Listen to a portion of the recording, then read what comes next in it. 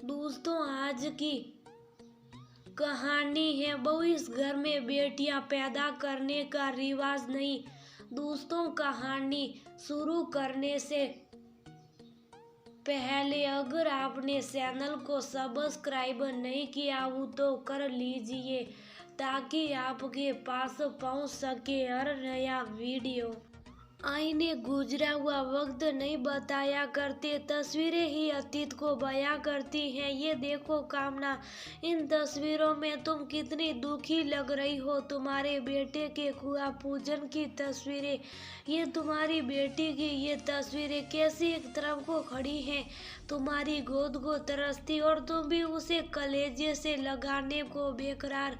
आज तुम वही अतीत दोहरा रही हो। शायद तुम भूल गई हो कि तुम्हारे साथ क्या हुआ, वही सब आज तुम अपनी बहू के साथ कर रही हो। दीदी, क्या सास बनते ही मन इतना बदल जाता है कि जो अपने साथ हुआ वही आने वाली के साथ दोहराया जाए। आज अपनी छोटी बहन स्वाति और पति सोमेश की बात सुनकर कामना अंदर तक कांप गई। सोचते सोचते वह अतीत की गलियारियों में पहुंच गई जब उसकी शादी सोमेश हुई और वह दुल्हन बनकर इस घर में आई। अम्मा जी को तो जैसे बहुओं से नफरत ही थी। उस पर उसकी शादी बिना लेन देन के होने के कारण अम्मा जी वह पहले दिन से ही नहीं भाती थी। बहुत जल्दी ही कामना से पूरे घर की जिम्मेदारी अपने ऊपर ले ली। 6 महीने बाद जब कामना ने खुशखबरी दी तो अम्मा जी ने दाई से मिलकर लड़का होने की दवाई दिलवाई। गांव में अल्ट्रासाउंड की सुविधा तो थी नहीं। दाई ने ही अपने हिसाब से अम्मा जी से कहा, बधाई हो अम्मा जी, बहू को लड़का ही पैदा होगा। उस दिन से अम्मा जी उसके साथ थोड़ा ठीक से पेश आने लगी। इन सब बातों को कामना को बहुत दुख होता, लेकिन वह कुछ कर नहीं पा रही थी। नियत समय पर कामना ने सुंदर सी बेटी को जन्म दिया। अम्मा जी ने तो पूरा घर सिर पर उठा लिया। दाई तो डर के मारे अम्मा जी के सामने ही न आई। अम्मा जी ने उस नवजात को अनाथ आश्रम छोड़ने चल दी थी।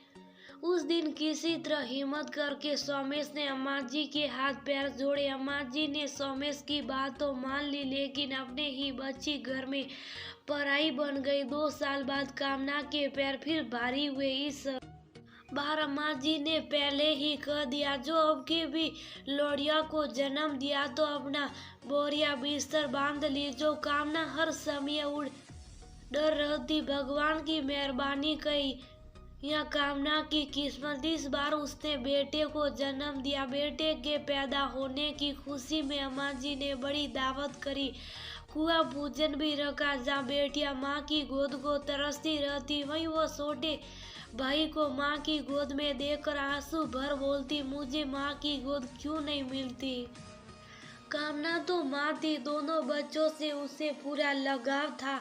कुछ सालों बाद अम्मा जी सल बची। अब तो घर की कमान कामना के हाथों में आ गई। अब कामना खुलकर अपने दोनों बच्चों को शिक्षा और संस्कार देने लगी। 1 साल पहले ही कामना गौरी को बहू बनाकर घर लाई थी। गौरी के आते ही अम्मा जी की जगह कामना ने ले ली और कामना की जगह गौरी ने। अब कामना अपनी बहू के साथ उसी तरह व्यवहार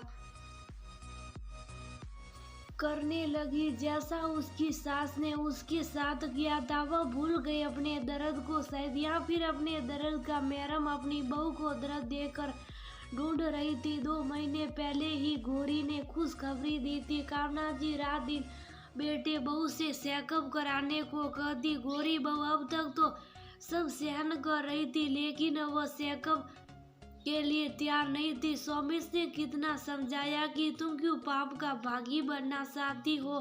कामना यही जवाब देती, इस घर में बेटियां पैदा करने का रिवाज नहीं। आज सोमेश जी ने कामना जी की छोटी बहन स्वाति को बुलाया ताकि वह ही कामना को समझाए।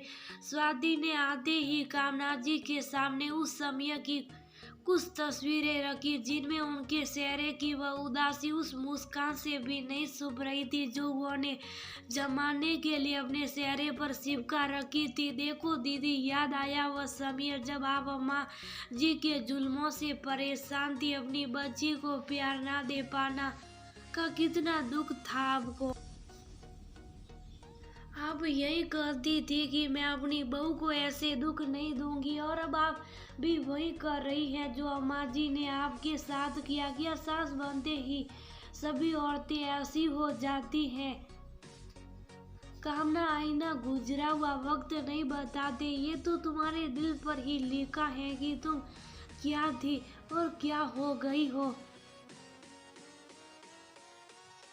तुम्हारे इस रूप की देखकर कोई नहीं कहेगा कि तुमने क्या सा है, सब यही कहेंगे कि तुम क्या कर रही हो। तुम क्यों इतना बदल गई हो? मुझे मेरी वही भोली और मासूम कामना चाहिए, ये अम्मा वाला रूप नहीं चाहिए। पति और बहन की कानों में पड़ी तो कामना जी वर्तमान में वापस आई। शायद जो कुछ मेरे साथ हुआ, मैं औरत की नियति समझ बैठी थी, मुझसे गलती हो गई। मैंने ये समझा कि बहू तो होती ही है सास की जायज नाजायज बात मानने के लिए। मुझे माफ कर दो। आप दोनों ने मेरी आंखें खोल दी, मेरा घर टूटने बिखरने से बचा लिया। मैं आज ही गोरी बहू से भी माफी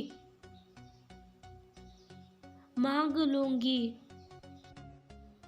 कामना जी की बात सुनकर सोमेश के दिल को बहुत सुकून पहुंचा। वह कामना जी को गले लगाकर बोले, मुझे मेरी कामना वापस मिल गई, मुझे और कुछ नहीं चाहिए।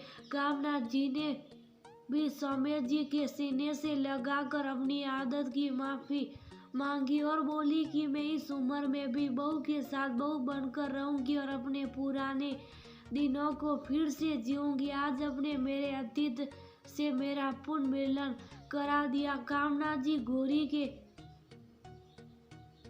कमरे की ओर चल दी उससे पुनर्मिलन करने।